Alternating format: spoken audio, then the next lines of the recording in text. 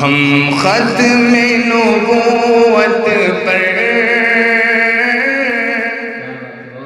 بسم اللہ الرحمن الرحیم الحمد للہ رب العالمین والصلاة والسلام علی سید المرسلین وعلی آلہ واصحابہ اجمعین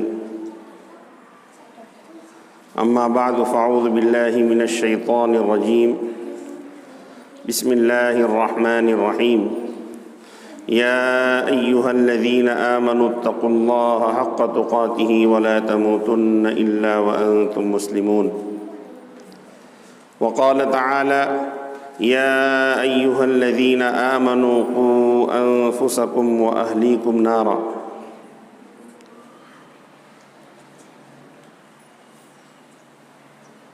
وقال النبي صلى الله تعالى عليه وسلم خيركم لأهله أو كما قال عليه الصلاة والسلام۔ محترم و مکرم مائیں اور بہنیں سامعات،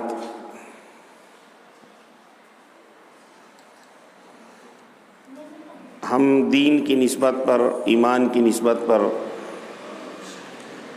یہاں پر جمع ہیں،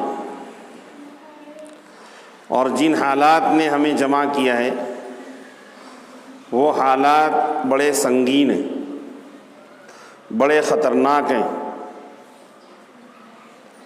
ان حالات کے بارے میں نبی پاک صلی اللہ تعالیٰ علیہ وسلم نے آج سے 1400 سال سے زائد، اس لیے کہ 1442 چل رہا ہے،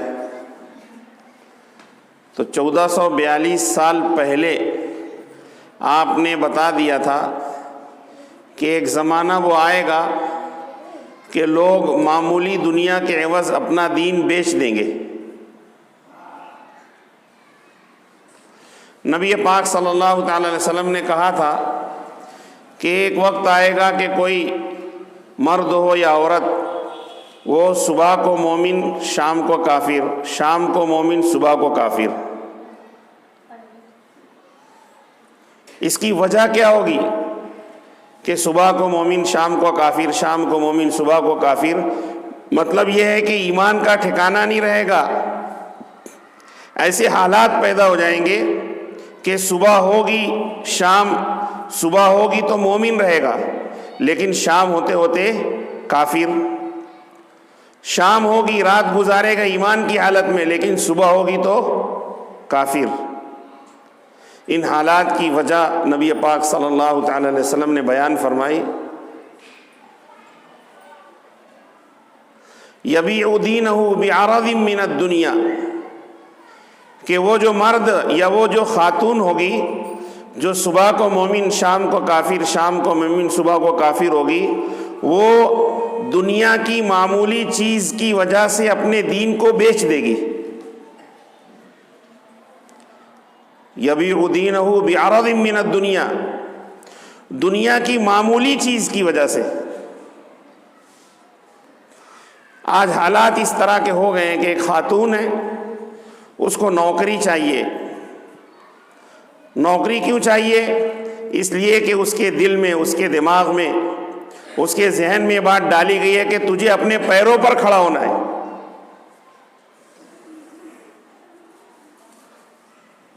اگر یہاں پر جو ہماری مائیں بہنیں بیٹھی ہیں، آپ کی جگہ اگر مرد ہوتے تو ان سے میں سوال کرتا کہ یہ عورتوں کو پیروں پر کھڑا کرنے کی کیا ضرورت ہے؟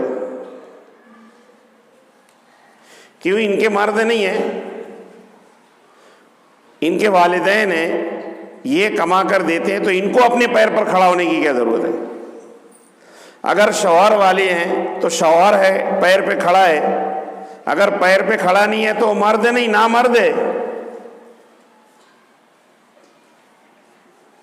تو یہ پیر پر کھڑا کرنے کی نام پر یہ پورا کھیل جو ہمارے ملک کے اندر جاری ہے، خاص طور پر ہمارے شہر اور ہمارے علاقے کے اندر، جس کی وجہ سے ہماری ماؤں اور بہنوں کی عزت اور عصمت وہ تو لوٹ ہی رہی ہے، ایمان بھی لوٹ رہا ہے۔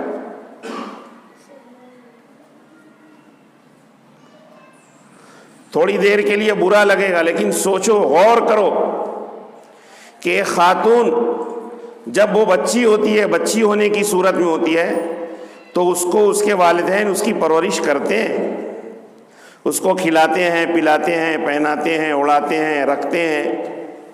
اس کے بعد جب وہ جوان ہونے لگتی ہے تو اب اس کی شادی بیاہ کرنے کی فکر کرتے ہیں۔ کیوں؟ اس لیے کہ اب تک تو یہ ذمہ دار تھے، اب اس کے بعد جب شادی بیاہ کر دیں گے تو اس کا شوہر ذمہ دار ہو جائے گا۔ کسی کے ہاتھ میں کیوں دیتے اپنی بیٹی؟ کسی کے ساتھ اپنے لخت جگر کی شادی اور بیاہ کیوں کرتے ہیں؟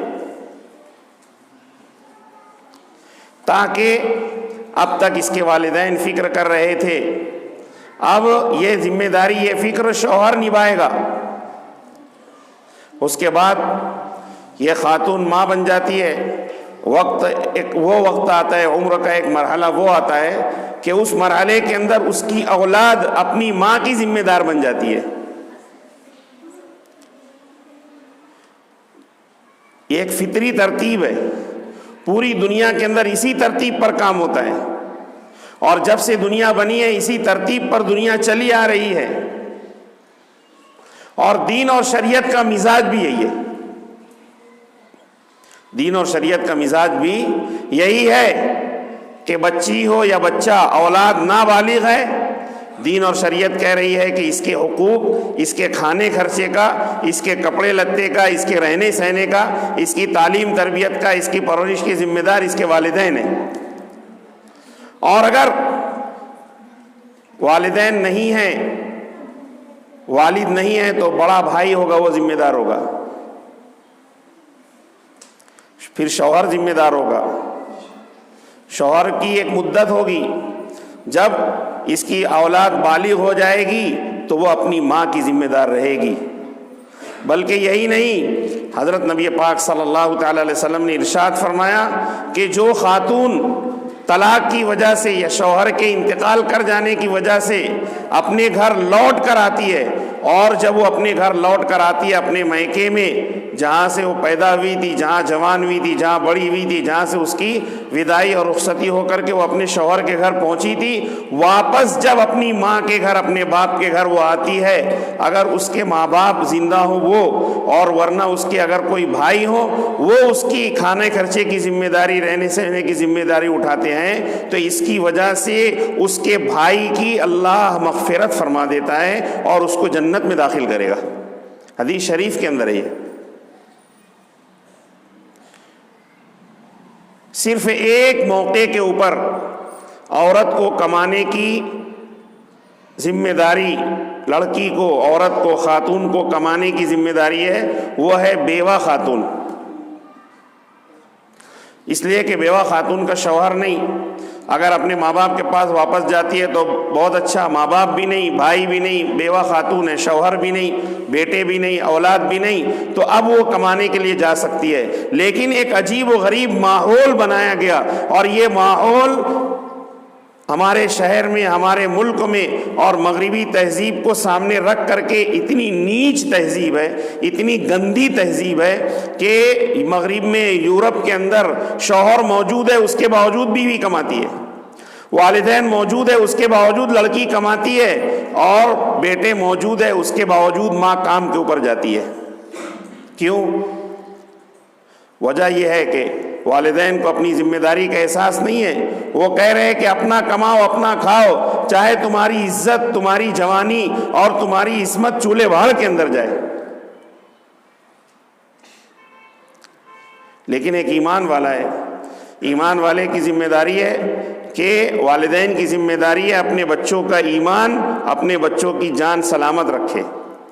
نبی پاک صلی اللہ تعالی علیہ وسلم نے ارشاد فرمایا کہ سب سے بہترین نیکی، سب سے بہترین صدقہ اور سب سے بہترین وہ خرچ جو اللہ تعالیٰ کو بہت زیادہ پسند ہے، وہ خرچ ہے کہ جو والدین اپنی اولاد کی پرورش کے لیے کریں۔ اور یہاں حالات اس طرح کے بنائے گئے ہیں کہ والدین یہ سوچتے ہیں کہ میری بیٹی پیسہ کمانے کی مشین بن جائے۔ برا لگے گا، لیکن سوچو، غور کرو، حالات اس طرح بنا دیے گئے ہیں، ماحول اس طرح کا بنا دیا گیا ہے کہ بیٹے کو پڑھایا لکھایا نہیں جا رہا ہے، بیٹے کے بارے میں نہیں فکر کی جا رہی ہے کہ بیٹا اپنے پیر پہ کھڑا ہو جائے. بیٹا تو بیٹا ہے، کہیں بھی کھڈا کھود کے پیسہ کما لے گا. یہ بولتے ہیں ارے یہ تو کہیں سے بھی کھا پی لے گا. بیٹی کو پیر پر کھڑا کیا جا رہا ہے. کیا ضرورت ہے بیٹی کو پیر پر کھڑا کرنے کی؟ یہیں سے غلطی شروع ہو رہی ہے. اور جب شروع ہو رہی ہے تو پھر اب اس کی شادی بیاہ کی جب فکر کی جاتی ہے تو سامنے جو سسرال والے ہوتے ہیں وہ بھی اس بات کی فکر کرتے ہیں کہ ذرا دودھ دینے والی گائے ہونی چاہیے. گویا کہ معاملہ ایسا ہو گیا ہے کہ اب یہ والدین جو ہیں وہ اپنی بیٹی کی شادی جو ہے مرد کے ساتھ نہیں نامرد کے ساتھ کر رہے ہیں. شہر میں ہمارے واقعہ پیش آیا. ہمارے جو سردار حضرات ہیں نا، پنچ حضرات، ان سے ہمارے تعلقات ہیں، بتاتے رہتے ہیں. ایک جگہ پر لڑکا دیکھنے کے لیے لڑکی والے پہنچے تو لڑکے والوں نے لڑکی کے بارے میں معلومات لی، لڑکی والوں نے لڑکے کے بارے میں معلومات لی. تو جو لڑکے کے والد صاحب تھے انہوں نے لڑکی کے والد سے یا ان کے بھائی سے، جو بھی قریبی رشتہ دار تھا، اس سے پوچھا کہ چچا لڑکی کتنا پڑھی ہے؟ انہوں نے کہا کہ لڑکی بہت زیادہ پڑھی لکھی نہیں ہے، گھر کا کام کاج وغیرہ کر لیتی ہے. تو لڑکے کے جو والد تھے انہوں نے کہا، ان کے زبان سے جملہ نکلا کہ لڑکی اگر زیادہ کچھ پڑھی لکھی رہتی، اپنے پیر پہ کھڑی رہتی تو اچھا رہتا. تو وہ جو لڑکی کے سرپرست تھے نا، وہ جو پنچ حضرات تھے، ان کو اور اپنے رشتہ داروں کو کہا چلو کھڑے ہو چلو، ہم لوگ تو مرد کا رشتہ دیکھنے آئے تھے، یہ نامرد کا رشتہ بتلا رہے. کیا بولا اس نے؟ ہم لوگ مرد سمجھ کر رشتہ دیکھنے کے لیے آئے تھے، یہ تو نامرد کا رشتہ بتلا رہے ہیں.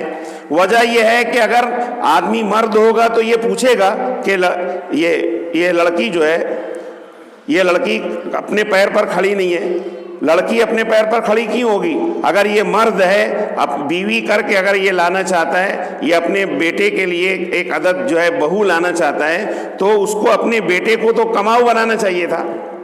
وہ تو اپنی بہو کے بارے میں سوچ رہا ہے کہ وہ پیر پر کھڑی ہو. تو گویا کہ یہ مرد کا رشتہ نہیں ہے، بلکہ کس کا رشتہ مانگ رہے ہیں؟ نامرد کا رشتہ ہے. تو یہ حالات بنائے جا رہے ہیں. میں یہ بات اس وجہ سے بیان کر رہا ہوں کہ ماں باپ نے اپنی بچیوں کو پیسہ کمانے کی مشین بنایا ہے. ایک خاتون ٹیچر ہے، اس کی عمر 40-42 سال ہو چکی ہے. اس نے شہر کے ذمہ داروں کے سامنے اپنی بات رکھی ہے کہ میرا باپ صرف اور صرف میرا نکاح اس وجہ سے نہیں کر رہا ہے کہ میں ٹیچر ہوں، میں کماتی ہوں، میرا پگار اس کے گھر سے جا کر کے میرے شوہر کے گھر نہ چلا جائے. آج اس عمر 35 سال سے لے کر 45 سال تک کی ہماری بہنیں بے نکاحی ہیں، ان کا رشتہ نہیں آتا، حالانکہ وہ ہزاروں کما رہی. ابھی 7واں پے کمیشن آ گیا انجینئر صاحب، صحیح ہے نا، جن کی تنخواہ آج سے 10 سال پہلے 25,000 روپے تھی، آج ان کی تنخواہ 80,000 روپے ہو چکی ہے. لیکن رشتہ نہیں ہے، کیونکہ جس وقت شادی کی عمر تھی تو اس وقت والدین کیا کہتے تھے؟ پیر پہ کھڑا ہونے دو. اب ان سے کوئی شادی کرنے کے لیے راضی نہیں ہے. سماج اور معاشرے کے اندر جو برائی پھیل رہی ہے وہ 2 طریقے سے ہے. پہلی بات تو یہ ہے کہ ہماری بہن بیٹیوں کی ایمان داؤ پہ لگا ہوا ہے. کیوں؟ اس وجہ سے کہ یہ اسکول جا رہی ہیں، کالج جا رہی ہیں، ٹیوشن کے نام پر رات کا کچھ حصہ اور دن کا وہ حصہ جس کے اندر ان کو گھر پہ رہنا چاہیے، یہ ٹیوشن کلاسوں کے اندر، یہ غیروں کے علاقے کے اندر، کالجز کے اندر، اور یہ دوستی کے نام پر، اور فرینڈز ہے نا، فرینڈ سرکل، اب اس میں گرل فرینڈ بھی ہے، بوائے فرینڈ بھی ہے. فرینڈ سرکل کے اندر ٹائم دینے کے لیے یہ دوسروں کے گھروں پر جاتے ہیں، دوسروں کے ساتھ ہوٹلوں کے اندر ملتے ہیں، دوسروں کے ساتھ پارکوں کے اندر ملتے ہیں. جس کا نتیجہ یہ ہوتا ہے کہ یہ اپنے تھوڑے سے فائدے کے لیے اپنے ایمان داؤ پر لگا دے رہے ہیں. میں مسجدوں اور میناروں کے شہر مالیگاؤں کی بات کر رہا ہوں، جہاں کے لوگ فخر سے کہتے ہیں کہ یہ علوم اور لوم کا شہر ہے. کیا کہتے ہیں؟ یہ علوم اور لوم کا شہر ہے. یہاں کی ایک خاتون یہاں سے چند کلومیٹر دور ایک دیہات کے اندر، ایک علاقے کے اندر، ایک قصبے کے اندر جاتی ہے. وہاں پر وہ ٹیچنگ کے لیے انٹرویو دیتی ہے. انٹرویو لینے والا اسکول کا پرنسپل اس کو کہتا ہے کہ آپ کوالیفائیڈ ہو، آپ لائق ہو، آپ فائق ہو، آپ کو ہم نوکری پر رکھ لیں گے. لیکن افسوس کی بات یہ ہے کہ اس اسکول کا پورا عملہ، اسٹاف ہے نا، ٹیچنگ اسٹاف ہو، نان ٹیچنگ اسٹاف ہو، دونوں کے دونوں غیر مسلم ہیں. اگر ایک مسلمان کو ہم آپ کو ڈیوٹی کے اوپر رکھتے ہیں تو پھر تنے تنا آپ رہ جاؤ گی، پھر ہمارے معاملات تمہارے معاملات ملیں گے نہیں. وہ خاتون کو کیا جواب دینا چاہیے؟ میں بھلی، میرا ایمان بھلا، ٹھیک ہے. اگر ایسی بات ہے کہ مجھے تمہارے ساتھ مل کر رہنا پڑے گا، تمہاری دیوالی، تمہاری ہولی اور تمہاری رنگ پنچمی سب مجھے منانی پڑے گی، اسکول کے اندر سرسوتی کی وندنا ہوگی، اس نے کہا کہ یہ بھی تم کو کرنا پڑے گا، اس لیے کہ پورا اسٹاف جو ہے ہندو ہے. یہ علوم کے شہر اور لوم کے شہر، اور بھلے سے ہمارے یہاں جو ابتدائی اسکولیں ہیں سب جو ہے اس کے مینجمنٹ پورے کے پورے مسلمان ہیں. دعوت و تبلیغ کا کام جاری ہے، علماء کے بیانات جاری ہیں، اور سب طریقے کی محنتیں جاری ہے. اس کے باوجود وہ خاتون کہتی ہے کہ کوئی بات نہیں، تم لوگ جیسے ہو میں ویسی بن جاؤں گی، یعنی میں اپنا ایمان چھوڑ دوں گی. یہ چند ہزار روپیوں کے عوض، جو روپیے اس کے اوپر واجب بھی نہیں ہے کمانا. بتاؤ، عورت کو کمانا واجب ہے؟ آپ جا کر کسی بھی مفتی سے پوچھ لو کہ اگر عورت کے والدین موجود ہیں، اگر اس کی شادی بھی، اس کا شوہر موجود ہے، اس کے بھائی موجود ہیں، تو ایسی صورت کے اندر اس کے اوپر کمانا واجب نہیں ہے. لیکن یہ چند ہزار روپے کے عوض اپنا ایمان بیچ دے رہی ہے. یہ باہر کی دنیا کے اندر ہو رہا ہے، پورے ہندوستان کے اندر ادھر ادھر، لیکن ہمارے شہر میں بھی اب یہ شروع ہو گیا ہے. کیوں ہو رہا ہے یہ؟ اس کی وجہ یہ ہے کہ ہم نے مشن بنایا عورتوں کو پیر پہ کھڑا کرنا ہے. آپ پیر پر کھڑا نہیں کر رہے ہو، ان کا پیر کاٹ رہے ہو. دوسری بات، عزت اور عصمت داؤ پر لگی ہوئی ہے. عزت محفوظ نہیں ہے، عصمت محفوظ نہیں ہے. عزت اور عصمت محفوظ کیوں نہیں ہے؟ اس کی وجہ یہ ہے کہ غیروں کے علاقوں میں جانا، غیروں سے تعلقات رکھنا، اور سب سے اہم وجہ ہے موبائل. موبائل عام ہو گیا ہے. پہلے وقت گزاری کا طریقہ کیا تھا؟ T V. اور اب وقت گزاری کا طریقہ ہو گیا موبائل. اور بھلا ہو، اگر خیر کے کاموں کے لیے استعمال ہو تو بہت اچھا. کوکنگ بھی موبائل پہ، یہ ڈش پکانا ہے، یہ ڈش پکانا ہے، ارے دیکھ لو موبائل پہ مل جائے گا. کپڑا اس طریقے کا سینا ہے، موبائل پہ مل جائے گا. اب اس بہانے جو ہے پتہ نہیں کیا کیا موبائل پر نظر آ رہا ہے. اور اب جو ہے گھروں کے اندر رہ کر بھی ہماری بہن بیٹیوں کی عزت اور عصمت محفوظ نہیں ہے. تو میں یہ عرض کر رہا تھا کہ ایک زمانہ وہ آئے گا، نبی پاک صلی اللہ علیہ وسلم نے فرمایا کہ آدمی یا عورت یعنی ایک مسلمان اپنا ایمان بیچ دے گا دنیا کی معمولی چیز کی وجہ سے.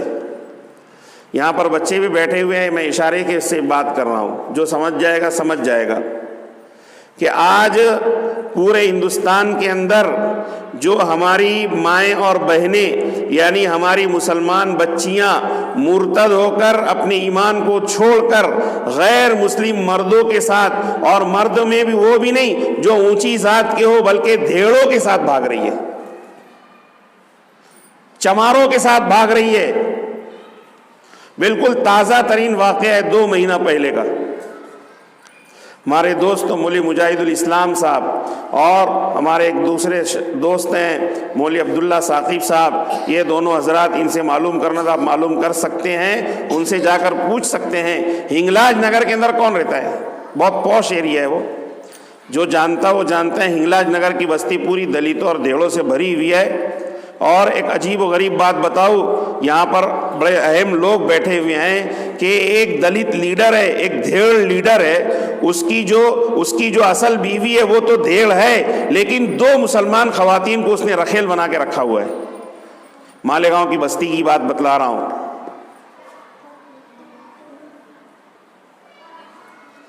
سابق کارپوریٹر ہے، آج اس کا بھتیجا کارپوریٹر ہے شیو سینا سے۔ یہ ہنگلاج نگر کی بات میں بتلا رہا ہوں۔ اسی ہنگلاج نگر کے اندر دھیڑوں کے ساتھ ہماری بچیاں بھاگ جاتی ہے۔ ایک سوال یہ پیدا ہوتا ہے کہ بھئی مال کی وجہ سے چلے گئے کسی مالدار کے ساتھ، کسی اور وجہ سے چلے گئے، میں بتانا یہ چاہتا ہوں کہ گمراہی اتنی حد تک گزر چکی ہے۔ بہت غور سے سنیں ہماری مائیں اور بہنیں، بہت زیادہ غور سے سنیں، یہ دھیڑوں کے ساتھ، دلتوں کے ساتھ، یہ نیچ ذات والے مردوں کے ساتھ بھاگنے کی وجہ یہ ہے کہ یہ جو مصاحبت کا کوئی خاص طریقہ ہے، اورل سیکس کی وجہ سے بھاگ رہی ہیں۔ میں کہانی نہیں بیان کر رہا ہوں، سنی سنائی بات نہیں بیان کر رہا ہوں، جن کے اوپر یہ بیتی ہے ان کے بارے میں بیان کر رہا ہوں میں۔ یہ موبائل کی لعنت ہے، موبائل کی وجہ سے ہے۔ موبائل میں دیکھتے ہیں اور بالکل کھلم کھلا دیکھ رہے ہیں، ہر ایک کے پاس بڑا موبائل ہے، نیٹ والا موبائل ہے، اور مائیں بہنیں بالکل بے دھڑک گھروں کے اندر اس کو استعمال کر رہی ہیں۔ میری گزارش صرف اور صرف اتنی ہے، میں نے آیت کریمہ پڑھی، یا ایھا الذین آمنوا اتقوا اللہ حق تقاتہ ولا تموتن الا وانتم مسلمون۔ اللہ نے ہمیں تاکید کی ہے کہ ایمان والو اللہ سے ڈرو جیسا کہ اس کا حق ہے، اور مسلمان ہی ہو کر مرنا۔ لیکن آج یہ ہو رہا ہے کہ ایمان ہمارے ہاتھ سے جا رہا ہے، اس کی وجہ معاف کرنا، اس کی وجہ والدین ہیں، اس کی وجہ والدین ہیں، اس کی وجہ والدین ہیں۔ والدین نے اپنی بچیوں کی ایسی ایمانی تربیت نہیں کی کہ دل جان نکل جائے لیکن ایمان نہ نکلے دل سے، ایسی تربیت کرنی چاہیے تھی۔ اللہ نے خود قرآن میں فرمایا، میں نے آیت پڑھی، یا ایھا الذین آمنوا قوا انفسکم واہلیکم نارا، کہ اے ایمان والو اپنے آپ کو بھی اور اپنے اہل و عیال کو، یعنی اپنے گھر والوں کو، اپنے بچوں کو، مرد ہو تو اپنی بیوی اور بچوں کو، بیوی ہو تو اپنے شوہر اور اپنے بچوں کو، اپنے خاندان والے کو جہنم کی آگ سے بچاؤ۔ جہنم میں کافر جاتا ہے، اور اگر ایمان والا جہنم میں جائے گا تھوڑی دن کے لیے واپس ہو جائے گا، لیکن جہنم سے بچاؤ، ایسے اعمال سے بچاؤ جس کی وجہ سے لوگ جہنم میں جائیں گے، ایسے عقیدے اور ایسے دین اور ایسے مذہب سے بچاؤ جس کی وجہ سے لوگ جہنم میں جائیں گے۔ آج ہمارا یہ جلسہ اصلاح معاشرہ جو منعقد کیا گیا ہے، اس کے منعقد کرنے کا ایک خاص سبب یہ ہے کہ ہماری بچیاں غیروں کے چنگل میں جا کر کے تھوڑے سے فائدے کے عوض، تنخواہ کا فائدہ ہے یا یہ کہ وہ سبز باغ دکھاتے ہیں، سب سے پہلی بات یہ سمجھے کہ بہت بڑی سازش ہے۔ ان لوگوں کو، ان مردوں کو جو مسلمان بھولی بالی لڑکیوں کو پھنساتے ہیں، ان کو اس کے بعد لاکھوں کی رقم ملتی ہے۔ چند مہینے، چند سال وہ رکھتے ہیں، اپنی خواہشات جیسی چاہے ویسے پوری کرتے ہیں، اس کے بعد بھوکا پیاسا رکھتے ہیں، مارتے ہیں، ٹھوکتے ہیں، ظلم کرتے ہیں، سگریٹ کے ذریعے سے، بیڑی کے ذریعے سے ان کے بدنوں کو جلاتے ہیں، موٹے موٹے ڈنڈے سے ان کی پیٹھ توڑ دیتے ہیں، اور ان کو مجبور کرتے ہیں کہ بھاگ جائے، یہ چلی جائے ہمارے گھر سے، اس لیے کہ ان کا مقصد پورا ہو گیا، ان کو لاکھوں روپیے مل گئے، اور فری کے اندر ان کے ساتھ جو ہے جسمانی تعلق قائم کرنے کا موقع مل گیا، اور سب سے بڑا جو ان کا مقصد تھا کہ اس خاتون، اس بچی کے دل سے ایمان رخصت ہو گیا، ان کا مقصد یہ تھا کہ اس کو ایمان سے محروم کر دینا۔ اب ہوتا یہ ہے کہ اب یہ بچی جو ہے وہاں پر اس کے ظلم و ستم کا شکار ہے، وہ اس کو کہتا ہے کہ اگر میرے ساتھ رہنا ہے تو ایسا ہی رہنا پڑے کرے گا، اور نہیں تو جا، جب وہ اپنے گھر واپس آتی ہے تو اس کے ماں باپ، اس کے بھائی بہن، اس کے خاندان والے، اس کے رشتہ دار اور شہر اور گاؤں والے اس کو قبول کرنے کے لیے تیار نہیں ہے. وہ درمیان کے اندر لٹکتی ہے، یا تو خودکشی کر لے گی، اور اگر خودکشی نہیں کرے گی تو گھٹ گھٹ کر کے زندگی گزارے گی، اس لیے کہ اب تو وہ دونوں طرف سے مایوس ہو چکی ہے. ایسی سینکڑوں مثالیں ہو گئی، اتنی مثالیں ہو گئی ہے کہ سماج معاشرے کے اہم ذمہ دار اب سر جوڑ کر اس فکر میں بیٹھ گئے کہ ان بچیوں کا کیا کیا جائے. ایسے حالات کیوں پیدا ہوئے؟ اب آپ سوچ رہے ہوں گے کہ یہاں گلشن جعفر طیار میں تو کوئی ایسا نہیں ہے، لگے گی آگ تو گھر آئیں گے کئی زد میں، یہاں پر صرف تمہارا مکان تھوڑی ہے، یہ آگ لگ چکی ہے، ہمارے شہر کے اندر بھی پھیل رہی ہے. کوئی یہ نہ سمجھے کہ ہم جو ہے یہاں پر مکان میں محفوظ بیٹھے ہوئے ہیں، اس لیے کہ موبائل کے ذریعے، فیس بک کے ذریعے، انٹرنیٹ کے کسی بھی ذریعے، غیروں کے ذریعے سے، غیر ان سے رابطہ کر رہی ہے، غیر سے رابطہ کر رہی ہے. اور خلوت کا گناہ، بس یہ آخری بات کہہ کر کے میں اپنی بات ختم کروں گا کہ اس وجہ یہ ایمان کیوں جا رہے ہیں، مصیبت کیوں آ رہی ہے؟ اس لیے کہ تنہائی کے اندر نیٹ استعمال کر رہے ہیں، تنہائی کے اندر فیس بک، تنہائی کے اندر واٹس ایپ، اور تنہائی کے اندر موبائل استعمال کر رہے ہیں. کسی کو کچھ نہیں معلوم سوائے خدا کے، جس کی وجہ سے چیٹنگ ہوتی ہے اور فحش چیٹنگ ہوتی ہے، اور اس کی وجہ سے دل خراب ہوتا ہے، دماغ خراب ہوتا ہے. اور ایک بزرگ کا قول ہے کہ خلوت کے گناہ کی وجہ سے ایمان سے محروم ہو جاتا ہے آدمی. لوگ سمجھتے ہیں کہ کوئی نہیں دیکھ رہا ہے، چلو ننگی فلم ہے، اس کو بھیج رہا ہے، اس کو بھیج رہا ہے، ادھر سے لے رہا ہے، ادھر دے رہا ہے، اور خود بھی دیکھ رہا ہے شوق سے. خلوت کا گناہ ہے. اس خلوت کے گناہ کا نتیجہ یہ ہوگا کہ ایک نہ ایک دن ایمان دل سے رخصت ہو جائے گا. یہ وہی ہو رہا ہے. اس لیے میں ماؤں بہنوں سے سب سے پہلی درد مندانہ گزارش، بہت ہی عاجزانہ گزارش کرتا ہوں کہ اپنے بچوں کی تعلیم اور تربیت، ان کی خاص طور پر ایمانی اور دینی تربیت پر دھیان دیں. اگر تم نے اپنا عزم کیا ہوگا اور تم نے ارادہ کیا ہوگا کہ میں اپنی بچی کو فلاں یہ بناؤں گا، وہ بناؤں گا، ضرورت ہو تو بنائیں، لیکن پہلے اس کی ایمانی تربیت کریں، بچوں کی بھی ایمانی تربیت کریں، دل میں اللہ کا ڈر اور اس کا خوف دلائیں. اپنے گھر کے بڑوں کو مسجد نماز کے لیے بھیجیں، مسجد کو آباد کرنے والے کاموں کے اندر لگائیں. اور دوسری بات یہ ہے کہ موبائل کا استعمال بقدر ضرورت، بہت بڑا بوجھ ہے دل پر، یہ بہت بڑی چیز ہے، لیکن اس کو کم کریں، اس کو دیکھیں، اپنی اولاد کو نہ دیں، ورنہ ایمان کی چڑیا کب دل سے اڑ جائے گی کسی کو کوئی خبر نہیں، اور تھوڑی تھوڑی چیز کے عوض ایمان دل سے رخصت ہو جاتا ہے. تو آج کے اصلاح معاشرے کے جلسے کا جو پیغام ہے وہ خاص پیغام یہی ہے. میں یہ آپ کا پیغام دیتا ہوں، یہ جمعیت علماء کی جانب سے جو اصلاح معاشرہ کا جلسے پورے ہندوستان میں شروع کیے گئے ہیں، اس کی سب سے بڑی وجہ یہی ہے کہ ہماری بچیوں کو نشانہ بنا کر اپنی ہوسناکی کے لیے، لاکھوں روپیہ لوٹنے کے لیے ان کو دین اور ایمان چھوڑنے پر مجبور کیا جاتا ہے، ان کی عزت لوٹ لی جاتی ہے، اس کے بعد ان کو بے یار و مددگار کر کے چھوڑ دیا جاتا ہے. ہماری بچیاں سمجھ رہی ہے کہ ہم کو تو بہت بڑا سہارا مل گیا، لیکن وہ سہارا نہیں ہے، دھوکہ ہے، دھوکہ. اور اس کا علاج میری تقریر نہیں، اس کا علاج مفتی اسماعیل کی تقریر نہیں. آج اکابر دیوبند، حضرت مولانا سید ارشد مدنی صاحب، مفتی ابو القاسم صاحب، یہ سب 80 سال کی عمر کے ہونے کے بعد ہم نے دیکھا ہے کہ آج دیہات جا کر اصلاح معاشرہ کے سلسلے میں کوششیں کر رہے ہیں. کیوں کر رہے ہیں؟ ہماری بہن بیٹیوں کا ایمان محفوظ ہو جائے، ان کی عزت اور عصمت محفوظ ہو جائے. اور ان کی تقریروں سے نہیں ہوگا، ہماری تقریروں سے کچھ نہیں ہوگا، یہ سب بڑے بڑے جلسے اور چھوٹی چھوٹی میٹنگوں سے کچھ نہیں ہوگا. اگر ہوگا تو والدین کی بہترین تعلیم اور تربیت سے ہوگا. والدین کی تعلیم اور تربیت ہی اس سلسلے میں مؤثر ہوگی. والدین اپنے بچوں کی، اپنی اولاد کی تعلیم تربیت کریں. وہ کہاں جاتے ہیں، کب آتے ہیں، کہاں اٹھتے ہیں، بیٹھتے ہیں، کس کے ساتھ رہتے ہیں. اگر بچی ہے ٹیوشن جاتی ہے، اسکول جاتی ہے، کالج جاتی ہے، کب جاتی ہے، کہاں جاتی ہے، اس کے پاس موبائل آپ نے اگر دے رکھا ہو تو اس کی چھان بین کرو. اس کی بالکل پرواہ مت کرو کہ وہ ناراض ہوتی ہے، یا جو لڑکا ہے اگر ناراض ہوتا ہے یا کچھ ہوتا ہے، اس کی بالکل پرواہ نہ کریں. اللہ تعالی ہم سب کو اپنی اولاد کی بہترین تعلیم تربیت کرنے کی توفیق عطا فرمائے، اور صرف اولاد کی تربیت کر کے غافل نہ ہو.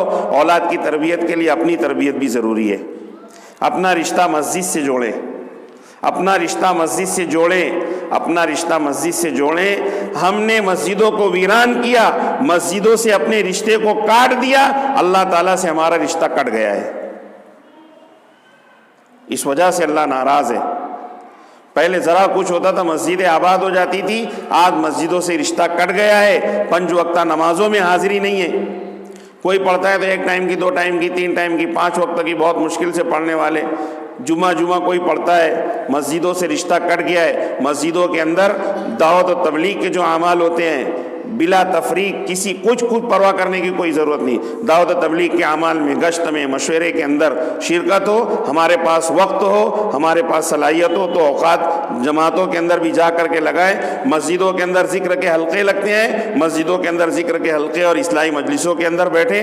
مسجدوں کے اندر تعلیم، کتابی تعلیم ہوتی ہے، اس کے اندر بیٹھیں. اور مسجدوں کے اندر درس قرآن ہوتا ہے، درس قرآن کی مجلسوں میں بیٹھیں. تو جو بڑی عمر کے مرد حضرات ہیں ان کو چاہیے کہ مساجد سے اپنا رشتہ جوڑیں، اور گھروں کے اندر بھی تعلیم کا اہتمام کریں، اور بچوں کی بہترین تعلیم تربیت کریں. اللہ تعالیٰ مجھے آپ تمام کو اس پر عمل کی توفیق عطا فرمائے. وآخر دعوانا الحمدللہ رب العالمین.